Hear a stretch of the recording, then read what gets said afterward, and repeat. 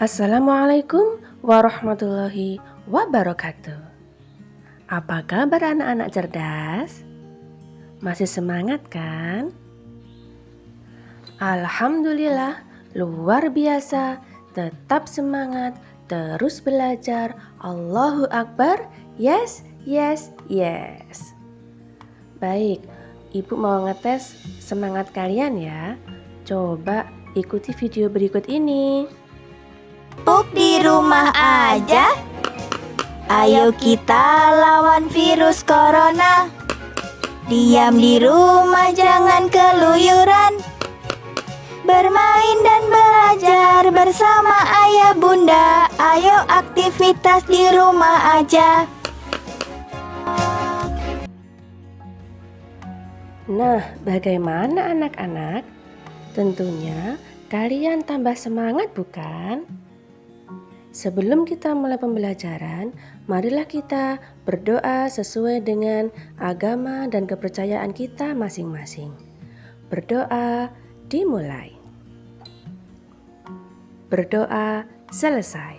Anak-anak cerdas, kali ini kita akan mempelajari tema 1, organ gerak hewan dan manusia, subtema 3, lingkungan dan manfaatnya, dan pembelajaran yang ke-1.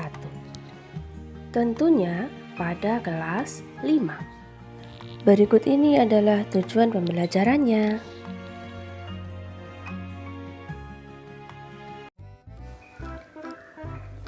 Anak-anak, amatilah ilustrasi gambar berikut ini. Berdasarkan gambar-gambar tersebut, kita bisa membuat sebuah cerita. Untuk membuat cerita berdasarkan gambar, kita dapat melakukan langkah-langkah sebagai berikut. Antara lain 1. Amati dengan cermat gambar-gambar tersebut.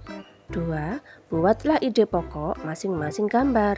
Dan ketiga, kembangkan ide pokok menjadi sebuah paragraf. Hari Minggu ini, Lani diajak ayahnya pergi ke Madura. Ayah Lani ingin membeli beberapa kerajinan gerabah untuk pelanggannya.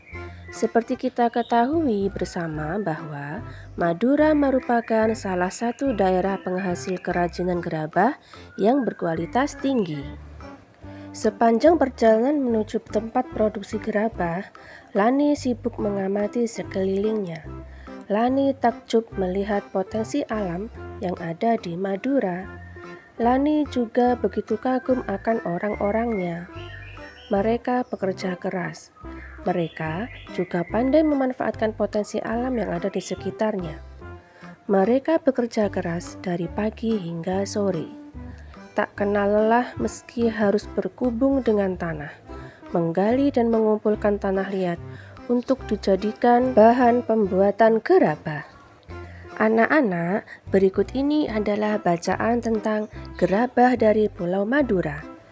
Kalian baca dengan seksama ya, kemudian tentukan ide pokoknya.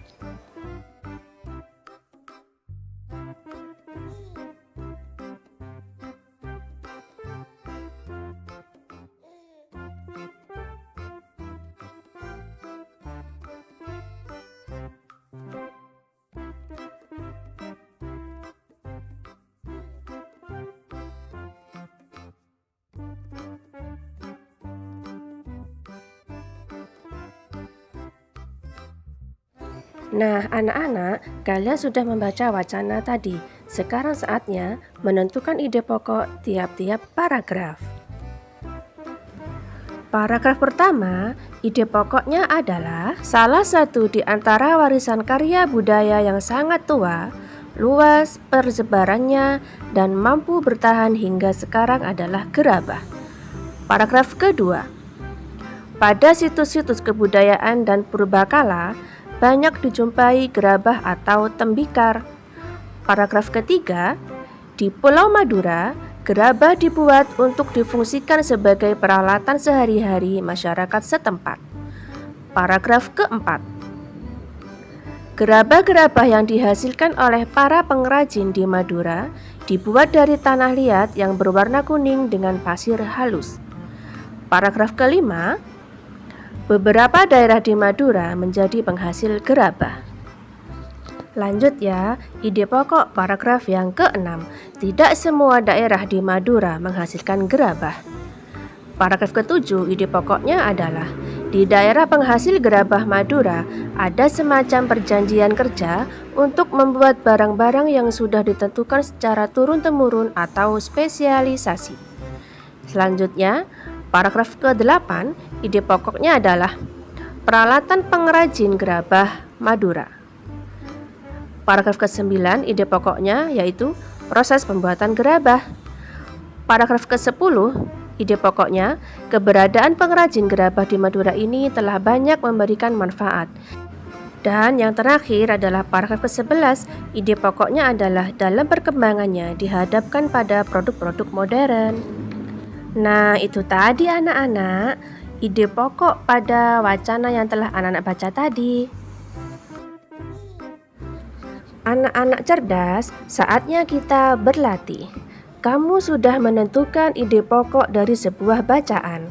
Sekarang, kembangkan ide-ide pokok berikut menjadi sebuah paragraf.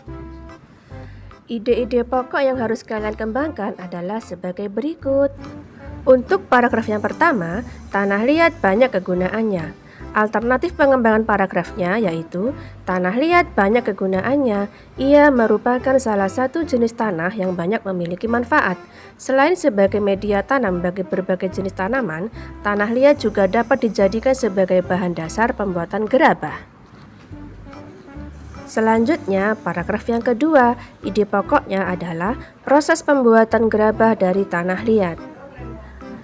Pengembangannya adalah proses pembuatan gerabah dari tanah liat melalui beberapa proses produksi terlebih dahulu. Tanah liat dibuat adonan dengan mencampur air kemudian diaduk dan dibolak-balik agar lebih pekat dan lengket. Tujuannya adalah untuk mengeluarkan udara dalam tanah agar mudah dibentuk dan hasilnya tidak mudah retak. Setelah adonan tanah liat jadi, baru kemudian masuk pada tahap pembentukan dengan menggunakan berbagai macam teknik dan alat.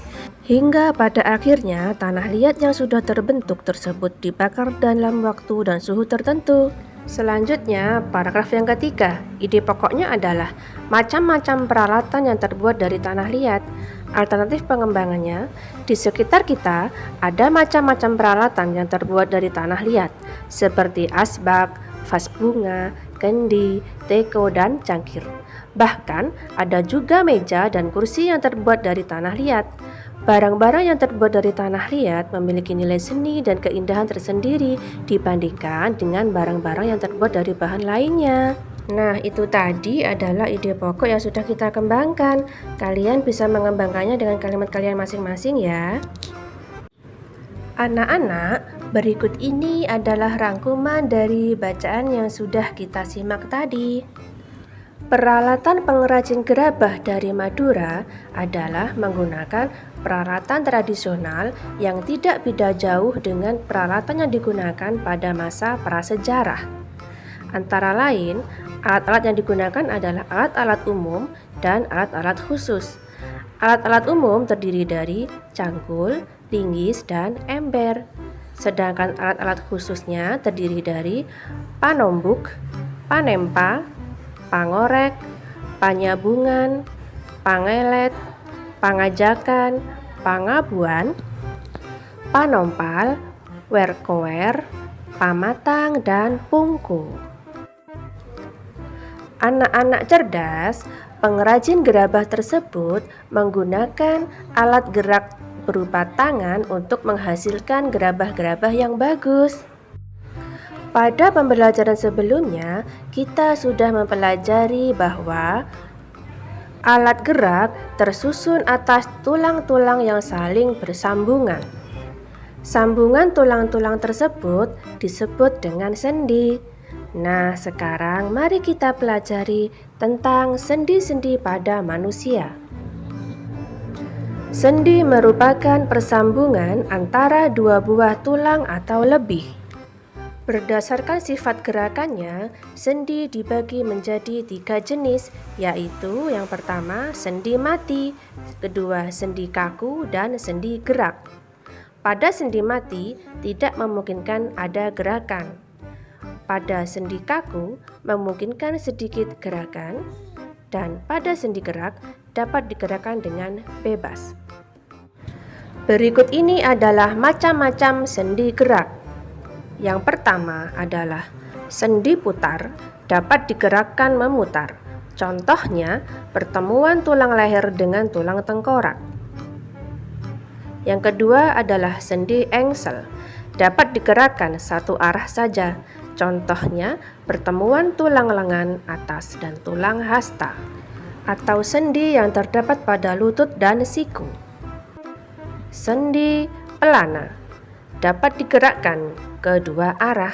Contohnya, pertemuan tulang telapak tangan dan tulang ibu jari. Yang keempat adalah sendi peluru, dapat digerakkan ke semua arah. Contohnya, pertemuan antara tulang panggul dan tulang paha. Dan yang kelima adalah sendi geser. Sendi geser dapat digerakkan menggeser. Contohnya, pada tulang-tulang pergelangan kaki, pergelangan tangan, dan di antara tulang belakang. Anak-anak cerdas, demikian tadi pembelajaran kita pada tema 1, organ gerak hewan dan manusia. Subtema 3, lingkungan dan manfaatnya, pada pembelajaran yang ke-1. Sampai jumpa di pembelajaran selanjutnya. Terima kasih. Wassalamualaikum warahmatullahi wabarakatuh.